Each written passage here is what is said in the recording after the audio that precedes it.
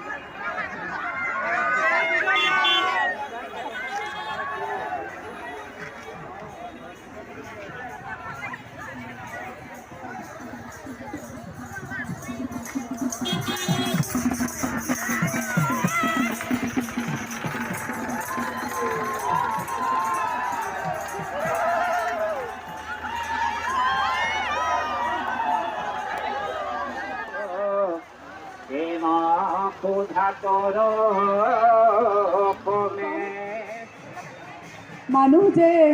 কেতিয়াবা ভাষাৰ অভাৱ হয় আজি মোৰ আপোনালোকক সন্মুখত দেখি শব্দ বিচাৰি পোৱা নাই কি কথা ক'ম ফাট বিহুৰ এই বাকৰিত আপোনালোকক সকলোকে বয়োজ্যেষ্ঠসকলক মই মোৰ শ্ৰদ্ধা জ্ঞাপন কৰিছোঁ আৰু মোৰ বয়সৰ আৰু কনিষ্ঠসকলক মই মোৰ মৰম যাচিছোঁ ফাট বিহুৰ নিমন্ত্ৰণ যেতিয়া মই পাইছিলোঁ একে আখৰতে সন্মতি দিছিলোঁ খুব ভাল লাগিছিল যে সকলোৰে মুখে মুখে যি ফাট বিহুৰ নাম মই সদায় শুনি আহিছিলোঁ সেই ফাট বিহুলৈ মই নিমন্ত্ৰণ পাইছোঁ কিতাপে পত্ৰে পঢ়িছিলোঁ আৰু পঢ়িব জানিবৰ বয়সৰ পৰা ঢকুৱাখানা বুলি ক'লে ফাট বিহুৰ কথা জানিছিলোঁ পাট মুগাৰ কথা জানিছিলোঁ আৰু জানিছিলোঁ অসম গৌৰৱ আমাৰ সকলোৰে সন্মানীয় হোমেন বৰগোহাঁই ছাৰৰ কথা 12 তাৰিখে ফাট বিহু অনুষ্ঠিত হৈছিলে আৰু 12 তাৰিখে অসম গৌৰৱ হোমেন বৰগোহাঁই ছাৰৰ দ্বিতীয় বৰ্ষপূৰ্তি আছিলে তেখেতক এইখন মঞ্চতে মই শ্ৰদ্ধাঞ্জলি যাচিছোঁ শ্ৰদ্ধাৰে সোঁৱৰিছোঁ ফাট বিহুৰ কথা মই কি ক'ম বিজ্ঞসকলে ক'ব কিন্তু আজি আচলতে মই অভিভূত হৈ পৰিছোঁ আচৰিত লাগিছে লখিমপুৰত ধেমাজিত ঢকুৱাখানাত মোৰ এনেকুৱা লাগিছে ঘৰে ঘৰে বিহুৰে উদুলি মুদুলি যিটো পৰিৱেশ উদুলি মুদুলি আজি ফাট বিহুৰ বাকৰি সকলোৱে জানে ইমান দীঘলীয়া এটা শোভাযাত্ৰা কৰি আহিলে কাৰো মুখত ক্লান্তিৰ ছাপ নাই আৰু মই প্ৰধানকৈ ফাট বিহুৰ কৰ্মকৰ্তাসকলক ধন্যবাদ জ্ঞাপন কৰিছোঁ ইমান এক জনসমাগম মানে এয়া কোনো ৰাজনৈতিক মঞ্চ নহয় কাৰোবাক ৰাজনৈতিকভাৱে কোনোবা দলীয় দল সংগঠনৰ কিবা সমাৱেশ নহয় স্বতঃস্ফূৰ্তভাৱে ওলাই আহিছে ৰাইজ আৰু এনেকৈ মৰম নাথাকিলে বিহুৰ প্ৰতি শ্ৰদ্ধা নাথাকিলে ভক্তি নাথাকিলে এনেদৰে ওলাই অহাটো সম্ভৱপৰ নহয়